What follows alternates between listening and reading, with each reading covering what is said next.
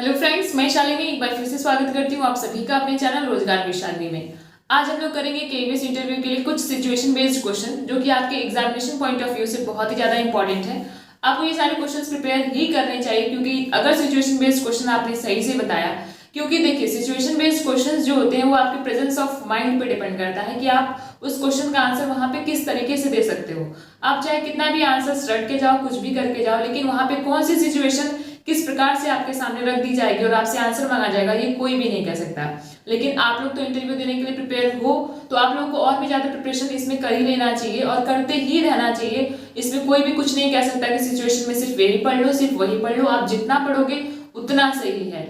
तो आज मैं आप लोगों के लिए 3 सिचुएशन बेस्ड क्वेश्चन लेके आई हूँ। वो सारे क्वेश्चन पहले मैं आप लोगों के लिए पढ़ देती हूँ ताकि अगर आप लोगों को उसका आंसर पता हो तो आप लोग कमेंट बॉक्स में कमेंट करें, जिससे कि आपकी कंफ्यूजन और जो कुछ भी चीजें हो वो अच्छे से क्लियर हो सके। तो चलिए ये सारे क्वेश्चंस पहले मैं आप सभी लोगों के लिए पढ़ देती हूँ, आप लोग देख लीजिए। अगर आप लोग को इसका आंसर पता है तो आप लोग कमेंट बॉक्स में कमेंट करिए और इसका आगे आंसर मैं आपको बताऊंगी। तो पहला क्वेश्चन लिखा हुआ है कि बच्चों में रीडिंग कैसे सुधारें, क्योंकि कोई बच्चे होते हैं वो मतलब कि रीडिंग ही नहीं कर पाते तो कुछ लर्न कहां से करेंगे, कुछ समझेंगे कहां से।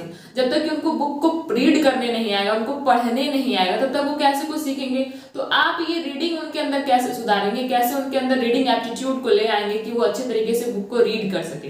पहला क्वेश्चन, ये आपसे क्वेश्चन पूछा जा सकता है कि आप बच्चों में, क्योंकि बच्चे वहां पे कई ढेर सारे रहेंगे, सभी तेज होंगे, नॉर्मल होंगे, कैसे होंगे वो तो उनके पास जाने के बाद पता चलेगा।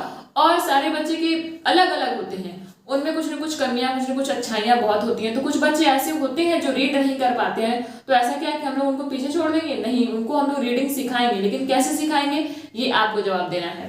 दूसरा क्वेश्चन है कि कोई बच्चा कॉपी छिपा देता है, पढ़ता नहीं है ना। हम लोग अच्छे तरीके से बच्चों को पढ़ाते हैं, हर एक चीज करवाते हैं, लेकिन जब बोलते हैं कि हम लोग आपकी कॉपी चेक करेंगे सैटरडे और वीक में किसी भी दिन, अगर हम लोग बोलते हैं तो बच्चा उस दिन कॉपी छिपा देता है, बोलता है कि मैं घर पे रख के भूल गया, कंप्लीट कर रहा था टेबल पे रख के भूल गया। ऐसे कई ढेर सारे बहाने जो आप लोग भी कभी न कभी बनाए ही होंगे। तो ये सारे बहाने आप बच्चों के तो जानते ही होंगे, ठीक है। तो आप बच्चों से कैसे इस चीज का निवारण करवाएंगे, कैसे आप करेंगे कि बच्चा कोई है कॉपी छिपा दे रहा है, बार बार हम लोग उसको बोल रहे हैं, वो बार बार ऐसे ही कर रहा है, जब भी करते हैं तब भी वो बार बार बहाने बनाता है। तो ये आपसे इंटरव्यूअर्स क्वेश्चन पूछेंगे कि आपने ऐसा क्यों किया, या फिर आप ऐसे बच्चों को कैसे सुधारेंगे जो बार बार अपनी कॉपी को छिपाता है, कॉपी इनकम्प्लीट रखता है, अलग अलग तरीके के बहाने बनाता है। तो आप किस तरीके से उसकी इस आदत को छुड़ाएंगे और उससे कॉपी निकलवा के उसके सारे वर्क्स को देखेंगे। नेक्स्ट क्वेश्चन ये था।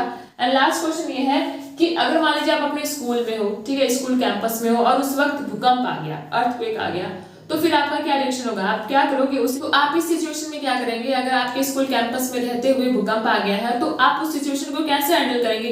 क्योंकि जैसे ये सारी सिचुएशंस होते हैं तो बच्चे अफरा तफरी मचा देते हैं, उधर भागने लगते हैं, डर जाते हैं, चिल्लाने लगते हैं, रोने लगते हैं। तो आप लोग इसके लिए क्या करेंगे। तो ये मैंने 3 क्वेश्चंस आप लोगों के लिए पढ़ दिया है। अगर आपको इसका एक भी आंसर पता है तो आप लोग कमेंट बॉक्स में कमेंट करिए। अगर आप लोगों ने मेरे चैनल को सब्सक्राइब नहीं किया तो सब्सक्राइब करिए और नोटिफिकेशन बेल को जरूर से ऑन करिए। तो चलिए हम लोग देखते हैं कि इन सारे क्वेश्चंस का आंसर क्या होगा।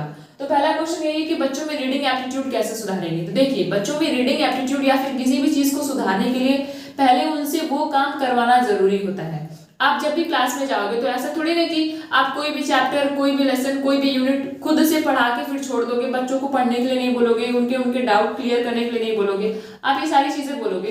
तो आप जब क्लास में हो तो आपका ये फर्स्ट ड्यूटी है कि आप सारे बच्चे से, एक एक बच्चे से आप बुक की रीडिंग करवाइए, भले से 1 पैरा 2 पैरा 3 पैरा, जितना भी आपसे हो सके according to the time management के हिसाब से आप बच्चों से रीडिंग जरूर करवाएंगे। और ऐसा नहीं कि बच्चा रीडिंग करते जा रहा है, हम लोग उसके ऊपर ध्यान ही नहीं दे रहे। बच्चा जब रीड करेगा तो कुछ ना कुछ उसको ऐसे वर्ड्स मिलेंगे जिसको वो प्रोनाउंस नहीं कर पाएगा, वो अच्छे से पढ़ नहीं पाएगा, वो उसको पढ़ ही नहीं पाएगा कि आखिर ये लिखा क्या हुआ, वो वर्ड उसके लिए हार्ड लगेंगे। तो आपको उसको वहां पे बताना है और डेली के डेली उसको रीडिंग करवाना है। कोई भी बच्चा ऐसा होगा तो हम लोग को उसको रीडिंग करवाना है, घर के लिए भी रीडिंग करने के लिए देना। और जब वो घर पे रीडिंग करके आए तो फिर से उसको वो सारे पैरास को पढ़वाने हैं कि वो अच्छे से पढ़ पा रहा है कि नहीं पढ़ पा रहा है, पहली चीज। दूसरी चीज, जो भी हार्ड वर्ड्स होते हैं इस चैप्टर्स में हम लोग को उसको बच्चों को लिखवाना चाहिए, उनके प्रोनाउंसिएशन के साथ साथ विद उसकी मीनिंग्स, जिसकी वजह से वो बच्चा अच्छे तरीके से उसको प्रोनाउंस भी कर सके और अच्छे तरीके से उसको पढ़ भी सके, ताकि उसको रीडिंग करने में कोई भी प्रॉब्लम ना हो। ये सब तो चीजें आप अपने क्लास में करवाएंगे, लेकिन साथ साथ में उनको होमवर्क भी देंगे और साथ साथ में उनके पेरेंट्स से भी बोलेंगे कि घर पे उस बच्चे की रीडिंग करवाएं, ठीक है। आप हर चीज को इन्वॉल्व करेंगे ताकि जो बच्चे को हम लोग क्लास में करवा रहे हैं वो घर पे जाके होमवर्क में उस चीज को करे, अच्छे तरीके से करे, ताकि उसकी जो भी कमियां हैं वो अच्छे से सुधर सके। ये तो हो गया।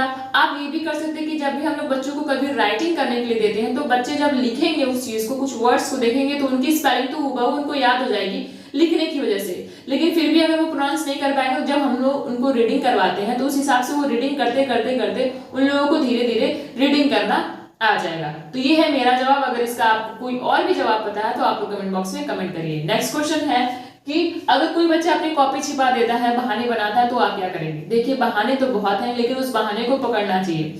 अगर कोई बच्चा कॉपी छिपा दे रहा है या वो कॉपी नहीं चेक करवा रहा है तो सबसे पहले तो हम तो इससे यही बोलेंगे ना कि तुम नेक्स्ट डे कॉपी लेके आओ, ये नॉर्मल सी बात होती है। पर नेक्स्ट डे करते करते करते करते कब तक नेक्स्ट डे, कब तक वो बच्चा कॉपी छिपाएगा। तो आपको क्या करना है कि उस बच्चे को इस तरीके से बोलना है, उसके पेरेंट्स को भी इन्फॉर्म करना है। जब पेरेंट्स टीचर मीटिंग हो तो उसके पेरेंट्स को बुलाना है, उस बच्चे को भी साथ में बुलाना है और सामने से कुछ बच्चों को उसको एग्जांपल्स देने कि देखो इसने इस कॉपी चेक करवाया है, कितना अच्छा से लिखा हुआ है, इसने कितने अच्छे से लिखा हुआ है, कितने अच्छे से इसकी कॉपी वेल मेंटेन्ड है, ये लर्न करता है, ये अच्छे मार्क्स पाता है। उस बच्चे को हम लोग ये फील करवाएंगे कि देखो कॉपी कंप्लीट करने के कितने ज्यादा फायदे हैं, तुम अच्छे से पढ़ सकोगे, तुमको कोई पीटेगा नहीं, तुमको कोई डांटेगा नहीं, तुम अपने हर एक काम आसानी से कर सकोगे। और जब पेरेंट्स के भी सामने हम लोग उसको बुलाएंगे तो उसके अंदर कुछ ना कुछ ऐसी बात होगी जिसकी वजह से वो अपनी कॉपी को कंप्लीट करेगा। और कभी न कभी हम लोग उसके साथ इस तरीके से रहेंगे, जैसे कि मान लीजिए अगर उसकी कोई कॉपी कंप्लीट है और वो कॉपी के चेक करवाना चाहता है, लेकिन हम लोग उसकी कॉपी नहीं चेक करेंगे, ये बोल के कि जब तक कि तुम वो कॉपी नहीं लेके आओगे तुम्हारी ये कॉपी भी नहीं चेक होगी। जिस हिसाब से वो कॉपी भी कंप्लीट करेगा, दूसरी कॉपी उसकी कॉपी कंप्लीट नहीं है और दोनों कॉपी एक साथ कंप्लीट करवाएंगे। ऐसे कई ढेर सारे सिचुएशंस को उसके सामने हम लोग रख के उस बच्चे की कॉपी को निकलवा सकते हैं और धीरे धीरे करके उसकी इस आदत को सुधार सकते हैं और उसको पढ़ने में भी अच्छा बना सकते हैं। अच्छे बच्चों के साथ बिठा के देखिए, कभी कभी क्या होता है कि जो कुछ नॉर्मल बच्चे होते हैं जो ऐसे लगातार उनकी आदतें होती हैं कॉपी छिपाने की, वो सब एक साथ बैठते हैं। तो हम लोगों को ऐसे बच्चों के साथ बीच बीच में, जैसे मान लीजिए कि साइड में कुछ अच्छे बच्चे हैं तो बीच में एक नॉर्मल बच्चा जो कि उन दोनों को देख के सीखेगा, ठीक है। अगर वो दोनों साइड में बैठे हुए बच्चे अपनी कॉपी कंप्लीट कर दे तो वो बच्चा भी कंप्लीट करेगा, उन लोगों को देख के वो सीखेगा। तो ऐसे भी हम लोग को उसकी फ्रेंड सर्कल को भी चेंज करके देखना है कि हो सकता है कि अगर वो उन बच्चों के साथ है जो बच्चों की कॉपी इनकम्प्लीट रहती है तो हम लोग अच्छे बच्चों के बीच में ऐसे बच्चों को बिठाएंगे जिसकी वजह से वो लोग देख देख के सीखेंगे और साथ में अपनी कॉपी कंप्लीट करेंगे। इस प्रकार की कई ढेर सारी सिचुएशंस हम लोग डेवलप करके बच्चों को अच्छे राह पे ले आ सकते हैं। नेक्स्ट क्वेश्चन, ये तो आप लोगों के लिए क्वेश्चन बनता है कि भूकंप आने पे आप लोग क्या करेंगे, क्या आपकी जिम्मेदारी है। तो भूकंप आने पे क्या आप पहले खुद को बचा लेंगे, ऐसा करेंगे आप? ऐसा तो बिल्कुल भी नहीं करेंगे, क्योंकि जब हम स्कूल में जाते हैं तो वहाँ पे हम लोग की रिस्पॉन्सिबिलिटी होती है, वहाँ पे हम लोग बच्चों की रिस्पॉन्सिबिलिटी लिए हुए हैं कि जो कुछ भी है बच्चे ही हमारे हैं। तो सबसे पहले हम लोग को फर्स्ट प्रायोरिटी देनी है बच्चों की कि जो कुछ भी समस्या उनके सामने आ रही है उसका समाधान करना है। अब भूकंप आ गया तो भूकंप तो आपके हाथ में है नहीं, वो तो नेचुरल डिजास्टर है, वो तो नेचुरली होगा। लेकिन उस सिचुएशन को कैसे आप बच्चों के साथ हैंडल करेंगे, क्योंकि बच्चे हैं, वो छोटे बच्चे हैं, वो डरने लगेंगे, वो रोने लगेंगे, चिल्लाने लगेंगे, वो कुछ भी कर सकते हैं, वो भाग भी सकते हैं इधर उधर। तो आप लोगों को सिचुएशन को पहले हैंडल करना है। वो सिचुएशन आप लोग कैसे हैंडल करेंगे ये आप लोगों को प्रेजेंस ऑफ माइंड पे डिपेंड करेगा। और साथ में मैं आपको ये भी बताऊंगी कि बच्चों को एकदम नॉर्मलाइज रखना है।